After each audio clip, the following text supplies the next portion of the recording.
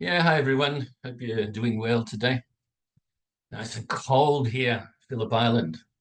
I'm not sure of the degrees, the temperature, but it feels like about 5 and very windy and very wet. So anyway, no complaining though. I took my beanie off a few minutes ago. So so we'll start the class again today by show and tell, just for a little bit of interest, okay? Excuse me. I thought today I'd show this. This is a Thai container, you could say.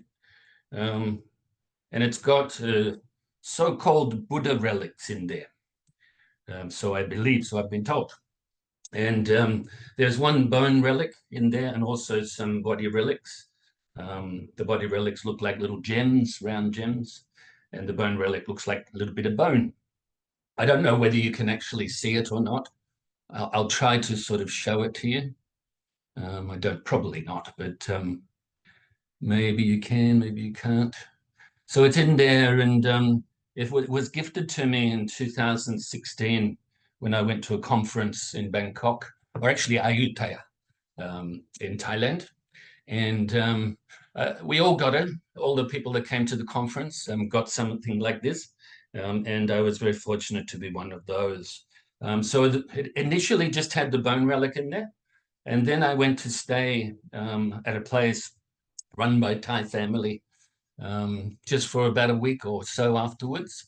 And I did some chanting for them for the days I was there. And they gifted me some more so-called relics. Now, I just sort of share with you this. I don't believe or disbelieve things until I know them.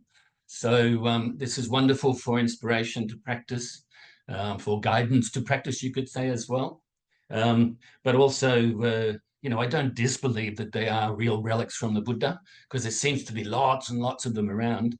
But I don't believe 100% either. Open mind for everything like this, and always see it as inspiration to practice the Dharma. And being gifted these things many years ago is also inspiration. The generosity shown, and then of course my appreciation increases over time as well. And so I thought I'd show that to you today. Well, I'll try to show you inside again. Maybe you can see, maybe you can't. I'll go like that around. And so now I will put this up here.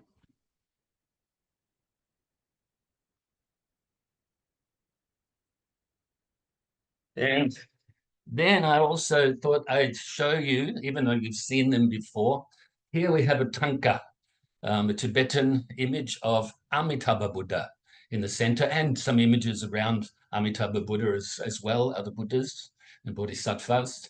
And of course, Amitabha, I mentioned before, means infinite light, Buddha, enlightened being, fully enlightened being. And Amitabha is said to have a pure land called Sukhavati, which means the land of ultimate bliss in the western part of this universe, if you look at it from that point of view. But you can also say pure land means pure mind as well. And my mum and dad were gifted this tanka by a Tibetan Lama named Khenpo Rinpoche. I used to teach at his center, be involved with a center called Rimé Institute in Melbourne. And mum and dad helped them out financially, lent them a fair bit of money at one stage. And I obviously donated a lot of time and a lot of money as well to the center over time. And they gave us this, or gave mum and dad this, as a thank you for supporting them. Okay, so that's one. Another one above me is actually, this is a funny one because Buddha heads or Buddha faces, this is actually a pillowcase cover that my mum's friend gave to her many years ago. The reason it's up there is to stop the reflection of the light, which is right above my head. Because when we first started doing these classes, it was too bright there, and it was reflecting and all that sort of stuff. So I looked for something appropriate to put there, and I found that. Okay, so that's the reason why I put that there. Then, of course, on this side, we have a Thai image gifted to us by a friend who went to Thailand, came back. Then we have some sort of medium-sized, small Buddha images up here.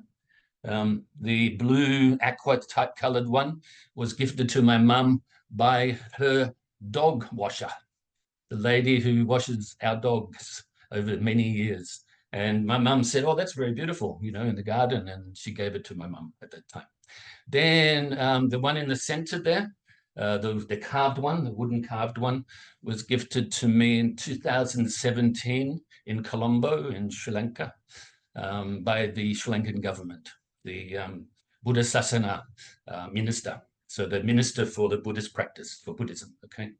I won't bore you with all the details, but it was kind of like saying apologies at one stage because there was a few sort of mistakes made in my trip at the beginning of the trip.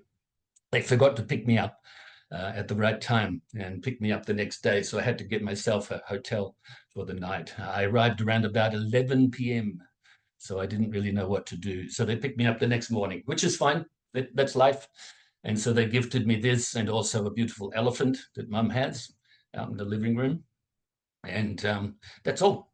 I think that'll do for show and tell today. I hope you're enjoying the show and tell. I won't continue to do it forever, of course.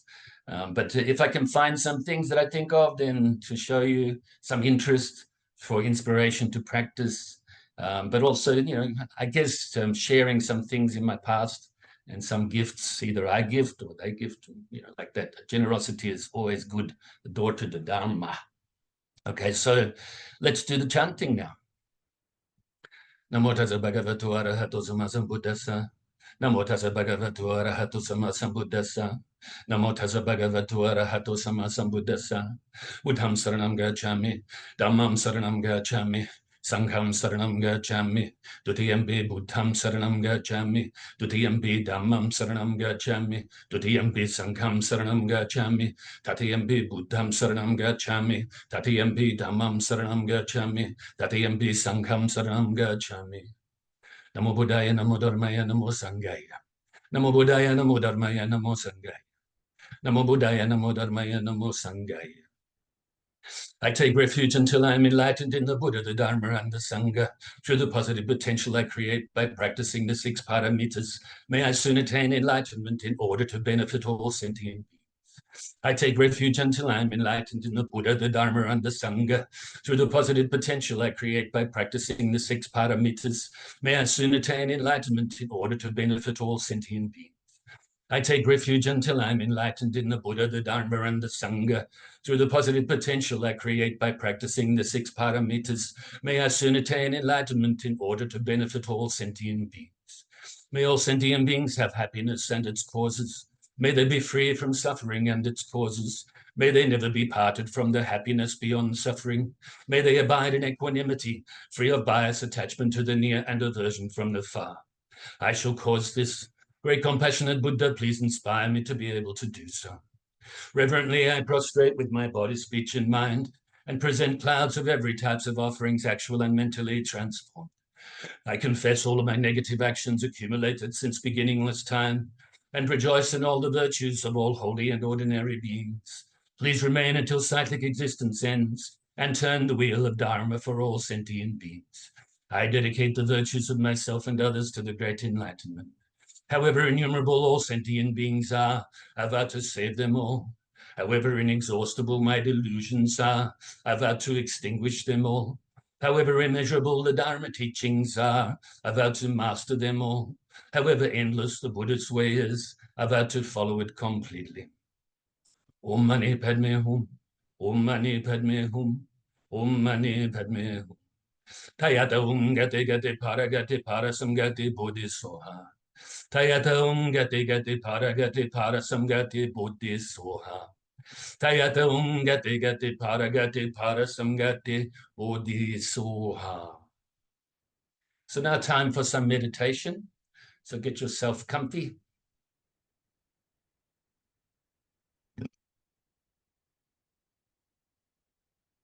And bring your mind inside your body.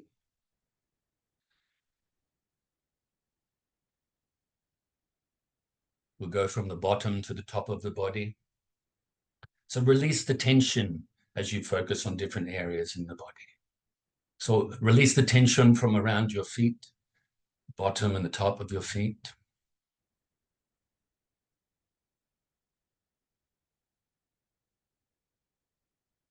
The toes, the balls of the feet, the arches, the heels. like I said, the top of the feet as well, around your ankles and Achilles tendons, and from your lower leg, around your shins and your calf muscles, all around your knees,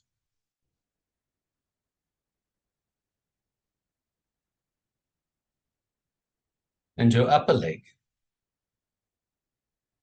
quad muscles at the front, hamstrings at the back, and further up to your hip flexors, around your hips, the glutes, the groin, the lower back, and just above your hips, lower stomach, and further up your stomach and your sides, and to the center of your back.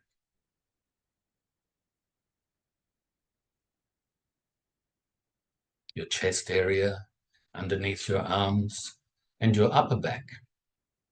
The rhomboid muscles that run between the spine and the shoulder blades on both sides. And also the lateral muscles on the outside, just below the shoulders. The upper trap muscles that run between the neck and the shoulders. Your shoulders, biceps and triceps, the upper arm, around your elbows, forearms, hands, fingers and thumbs. And all around your neck, the front, sides and back of your neck.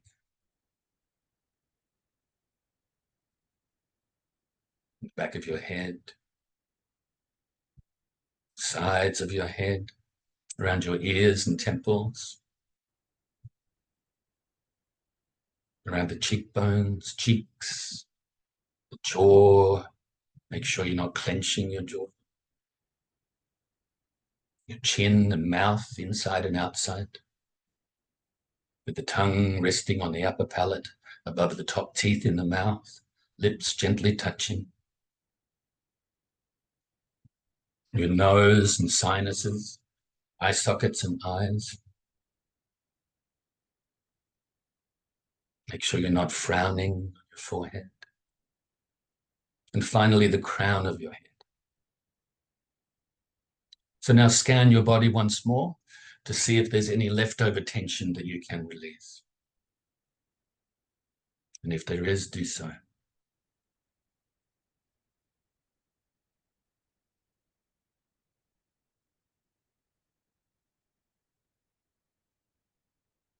And now bring your focus to the tip of your nose initially, and focus on your breath, on the feeling of the breath as you breathe in your nose all the way into your lungs, then back out your nose again.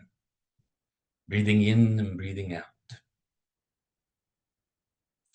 Physically, all you have to do is be here and breathe. Mentally, focus on your breath. And if your mind wanders from the breath, replace it onto the breath. That's all you have to do mentally. So if thoughts arise or any mental activity arises, don't cling to it. Don't grasp at it. Don't try to force it away either, or deny it. But let it go naturally by replacing your mind back onto your breath. And if your mind starts to become dull or sleepy, wake it up a little by refocusing on your breath more brightly. And you may like to add the extra technique of counting the breaths. 1 in breath, 1 out breath is 1, and so on. Don't go past 10. And if you get distracted on the way towards 10, go back to 1 at that time. So breathing in, breathing out. Let's practice like this in silence for a little bit.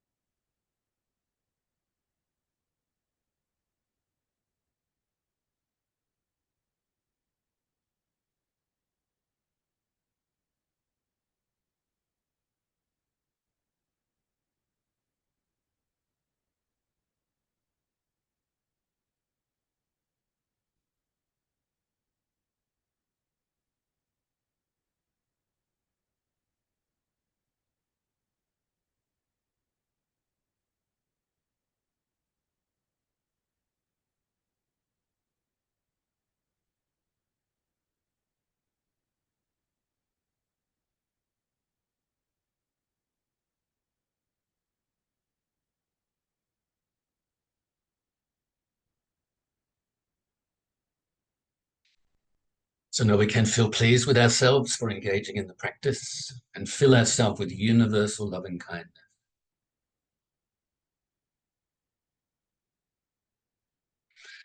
Fill your whole being with the white light or nectar and the feeling of loving kindness, friendship, respect, appreciation, and so on.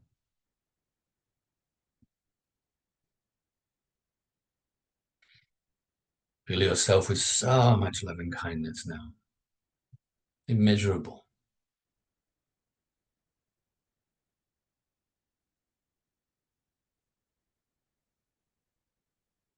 Fill yourself with so much loving kindness that it now overflows and radiates outwards, initially to our loved ones, family, and friends.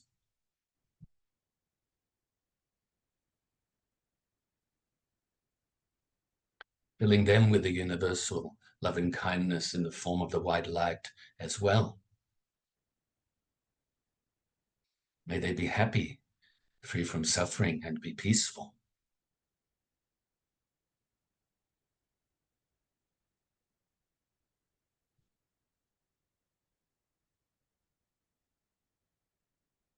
Now also include strangers, people that you may know a little or not at all.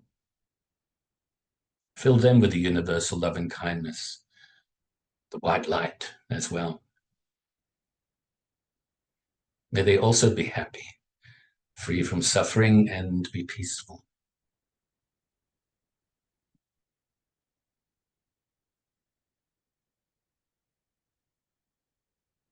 Now also to those you may regard as enemies, fill them with the universal loving kindness as well, and wish that they are happy, free from suffering, and peaceful.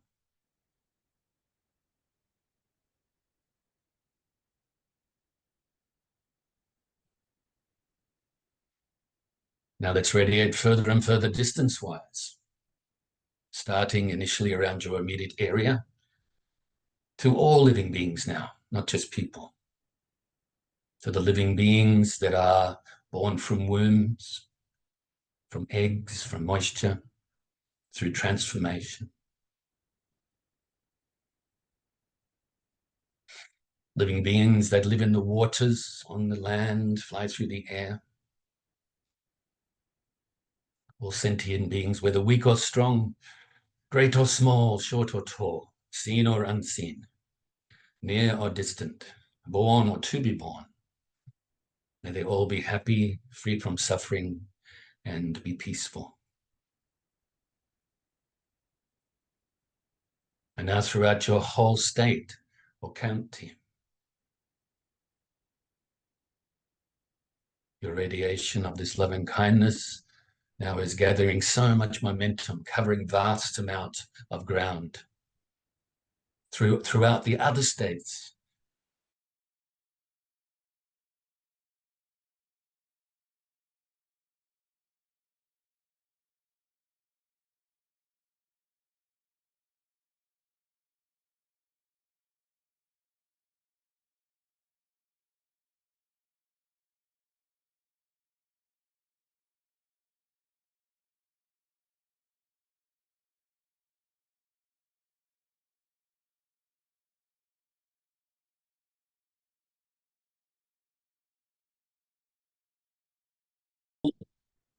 Okay. So the recording just stopped there for a moment, and it said that Hanukkah was now the host or something like that. So I'm gathering, Leisha, that you've sort of not Leisha, Leanne, that you've sorted that out now. And you may have to send me 2 recordings or 2 videos, or maybe it's just the one, and it was a little glitch because of the internet troubles that we've all had in the last few days. So we'll see how we go, okay? I will finish on time though. Okie dokie. So now back to the loving kindness meditation. Your loving kindness is spread throughout the whole world. And now further and further, the whole solar system. And throughout the whole galaxy. And throughout the whole universe. and beyond, until your loving kindness pervades throughout infinite space. And also be present here and now to recite the dedication prayer. Due to this merit, may I soon attain the enlightened state of the Buddha, so that I may be able to liberate all sentient beings from their suffering. May the precious bodhicitta not yet born arise and grow. May that born have no decline but increase forevermore. And may the precious view of shunyata not yet born arise and grow. May that born have no decline but increase forevermore. So this is what I suggest. I suggest that we get out now because I can't see that it's recording. Leanne, can you hear me? Whether it's recording or not now? Or maybe Leanne's not in. It says it's recording. Is it? Okay. Because I can't really see anything. All right, we'll just keep going then. And I had a thought. And I like to add a bit of humor to that. I had a thought, and ouch, too many thoughts. I had a feeling that I may be able to take this off. And then I can possibly show it to you. Just bear with me. This is not a Dharma talk now. This is something else. Oh, really?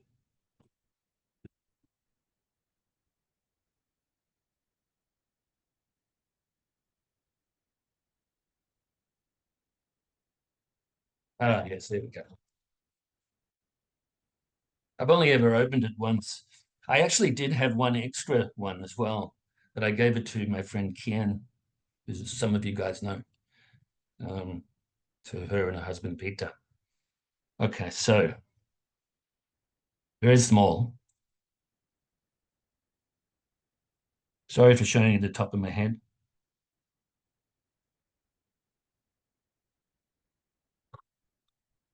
Okay, so I don't know if you can see that in between my fingers. Is that one? Or maybe I can put it on my hand like that. I don't know if you can see that at all. So that's one in between my fingers there, okay? Then another one in between these fingers, looking similar. And then I'm going to drop them on the floor. And then the bone relic is there. So, of course, you're just looking at something through a camera, not that special. But I wanted to finish that, and I remembered that I could open it. So I thought I'd just, if you didn't enjoy that, then you get to practice patience more, don't you? So I don't know what happened with the internet then, but it did come up on my screen that Hanukkah was now hosting. I thought, what has she done? What has she pressed?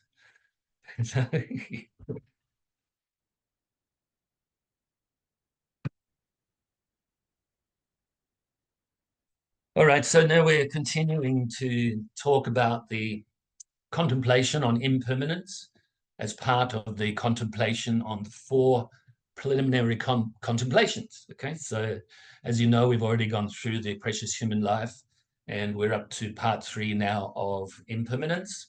We will finish that up next week and then go on to the law of karma and possibly spend 4 weeks on that. Hope you don't mind that I changed my mind a little bit and decided when I read this teaching and it mentioned precious human life, I really wanted to talk about how to develop this renunciation and then move on from that to the bodhicitta, of which, of course, we've learned about already. And the next teaching is about that. And then the one after that, I think, is, well, the last one anyway, is about emptiness. So the wisdom aspect. So the 3 principles of the path there, or known as the 3 principal paths, either way. Renunciation, develop that first, then go on to develop bodhicitta, then shunyata, or the emptiness of self, is realized. Or it could be the other way around. Maybe you go straight for the wisdom. Maybe in previous lives you've already developed these other ones. So it depends on your practice from before, doesn't it? All right, so I will read the article to you, and then we will resume where we left off last week. Consider how all things we cling to in this life are changing moment by moment. They are all subject to disintegration. They are unstable. We must be separated from everything sooner or later. Everything that comes together also disperses.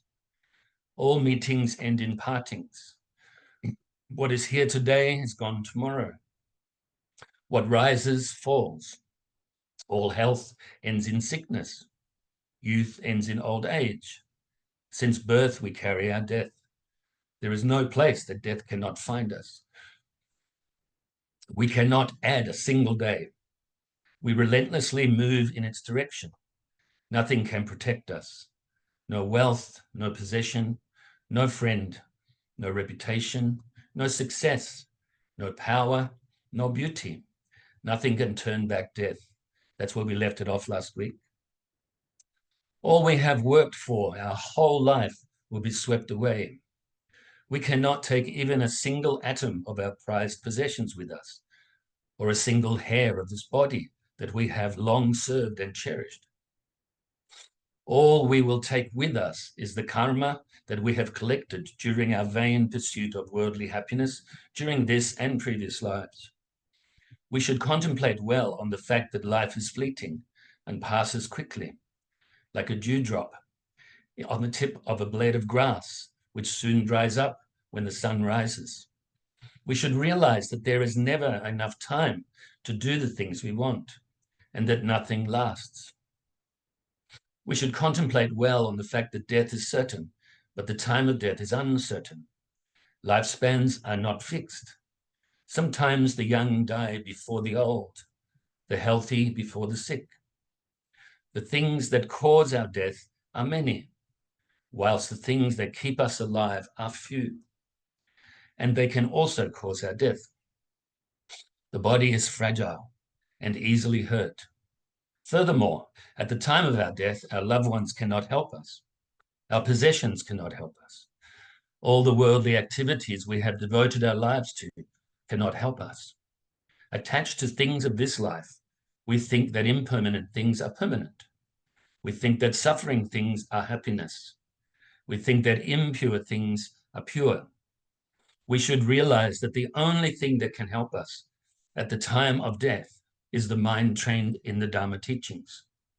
In summary, the three key principles of the meditation on death and impermanence are: 1, that death is certain. 2, that the time of death is uncertain. 3, that at the time of death, nothing can help us but our Dharma practice. So these, the first two of those are known as the certainty and the uncertainty, in short, okay? So now we will utilize our 3 wisdom tools. So the wisdom of hearing, then the wisdom of contemplation, then the wisdom of meditation or absorption. Okay, so now you can close your eyes, or at least if you want to leave them open, don't be distracted by things around you. And we'll go paragraph at a time. So hearing, all we have worked for our whole life will be swept away. I'll add to that. Everything that we have right now doesn't last. And even if it looks like it lasts for a long time, eventually it's going to be swept away. It's going to be gone away. It's going to become something else. We cannot take even a single atom of our prized possessions with us, or a single hair of this body that we have long served and cherished. All we will take with us is the karma that we have collected during our vain pursuit of worldly happiness during this and previous lives. To contemplate that just for a few moments.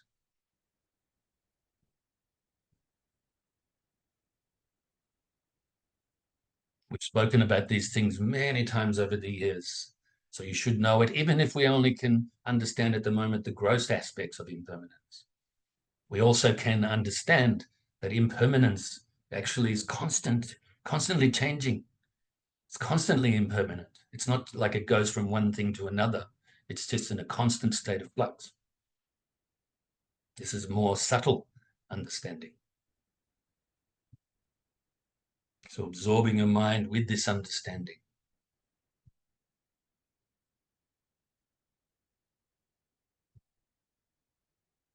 And now back to the wisdom of hearing.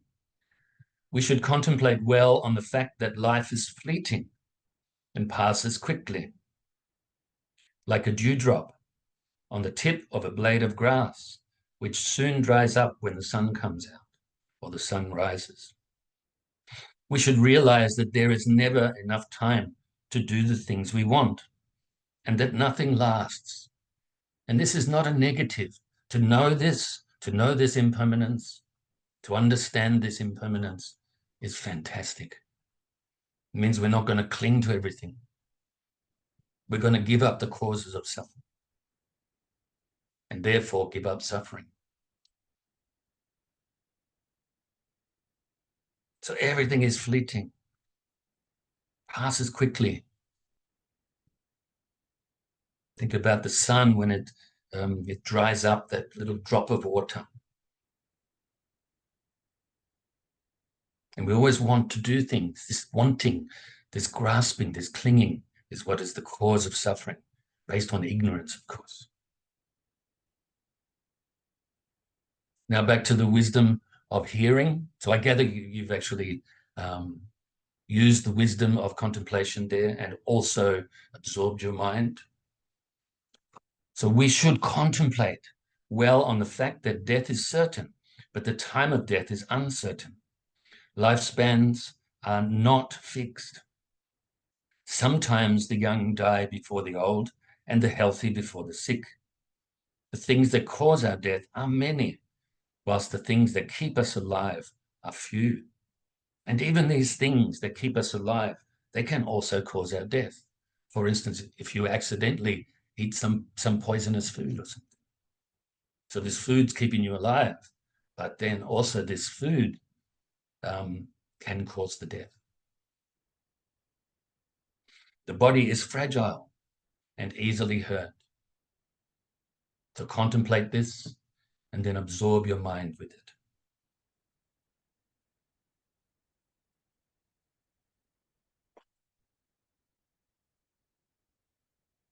So I hope you've enjoyed today's class again. A little bit of show and tell for a little bit of fun, a little bit of discussion about Buddha relics and the inspiration that they can give rise to. I rejoice in your goodness as always. Hopefully you're getting to understand impermanence on a more subtle level now, sort of preparing your mind, you could say, to understand the nature of reality, realize the Buddha nature. So I rejoice in your Buddhist studies. I rejoice in your practice. I rejoice in your sharing of the Dharma. Remember to always take refuge too, all the way up into enlightenment, like the words of the prayer that we recite. I take refuge until I'm enlightened in the Buddha, the Dharma, and the Sangha. And then we say we're going to practice the Dharma. And this will lead us to attaining enlightenment for the benefit of all living beings. So we're talking about the bodhicitta from the point of view there of relative bodhicitta, but also the ultimate bodhicitta. The unification and perfection of wisdom and method, or wisdom and compassion. So once again, I say, due to this merit, may we soon attain the enlightened state of the Buddha, so that we may be able to liberate all sentient beings from their suffering. May the precious bodhicitta not yet born arise and grow.